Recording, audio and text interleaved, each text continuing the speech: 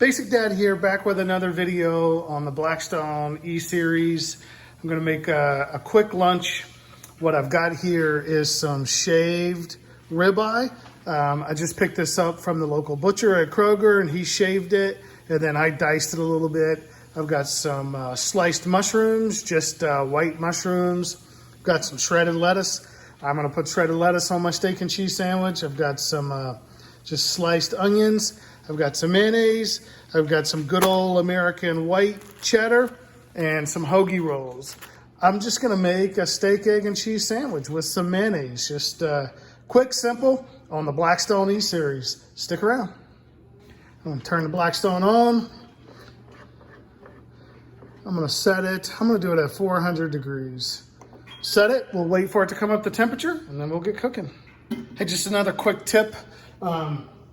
In one of my last videos, you guys saw me using this as a mechanism to block the grease trap. Well, I've had a couple of subscribers send me these little dollar scrapers from Dollar Tree, and this slides right over the back. Yes, it is metal, but I'm not putting it on the cooking surface. And that also allows me to still close the lid. In the last video, this didn't let me close the lid. So for $1, you can put this on the back and still stop scoring goals and keep the food right where it should be.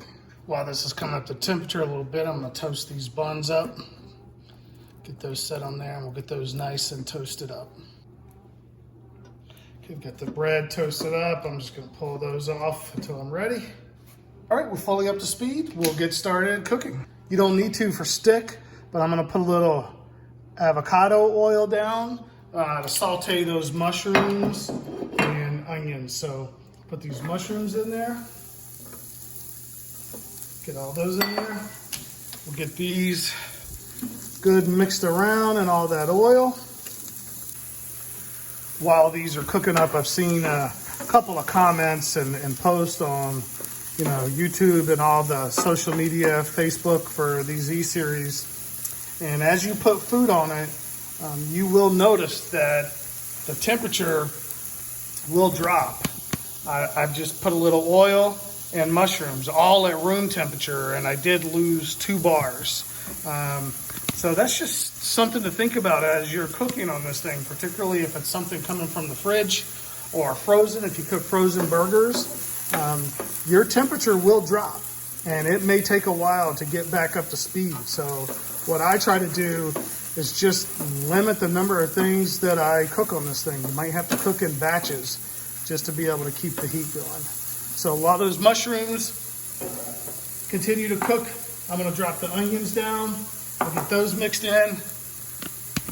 And look at there, my little dollar scraper protected that onion from going out the back. So not a bad investment. We'll let these just continue to cook, looking for those onions to get a little translucent. Once that happens, I'll throw that shaved ribeye steak down. That's not gonna take very long at all to cook.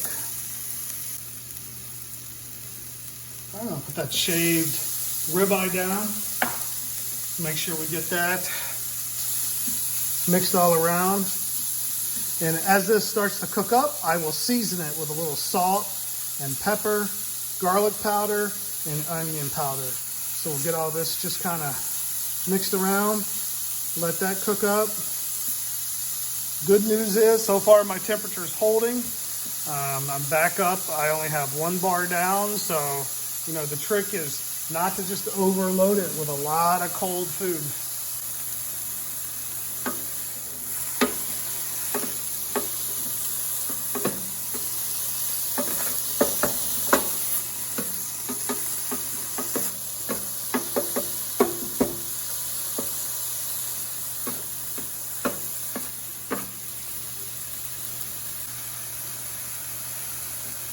What I'm going to do now is just blend these mushrooms and onions in with the meat so I can get all those flavors infused. We'll let that continue to cook up.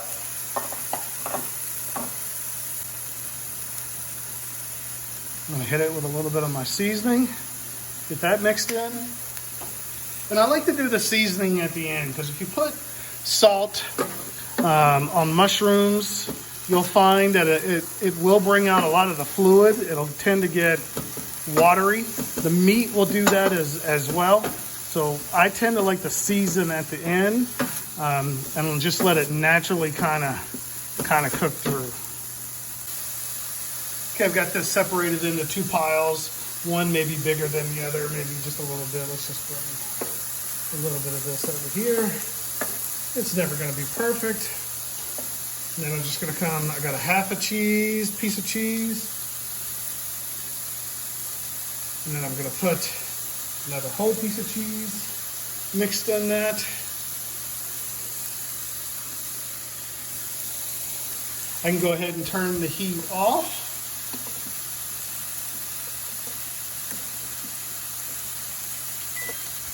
I'm going to close this up, let that cheese start to melt.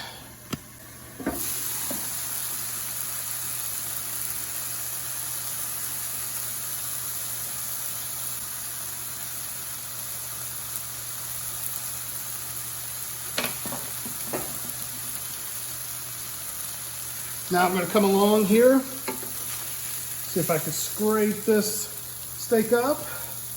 Get it in the sandwich there, get all that goodness in.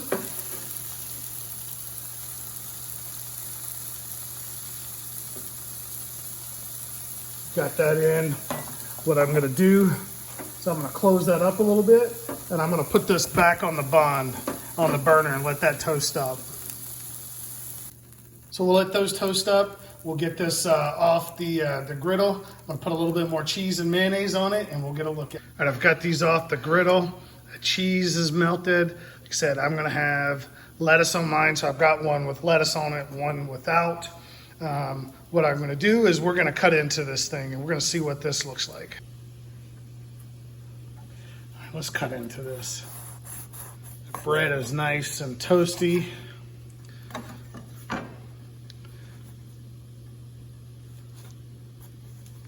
You see all the cheese melted in there. That's perfect.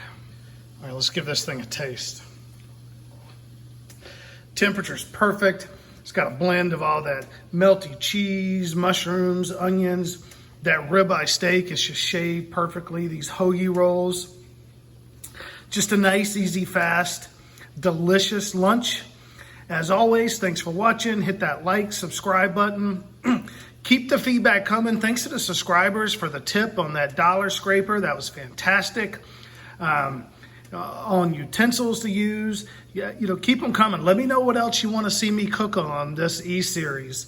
And we'll continue to see if we can get this channel to grow with your help and support. Thank you. Just one last tidbit as a tip. If you are going to use these metal scrapers, either wait till it completely cools down or use some type of oven mitt. These things will get as hot as the griddle, so you don't want to burn yourself. So either wait till it completely cools down or use an oven mitt to take those out. Okay, thanks for watching.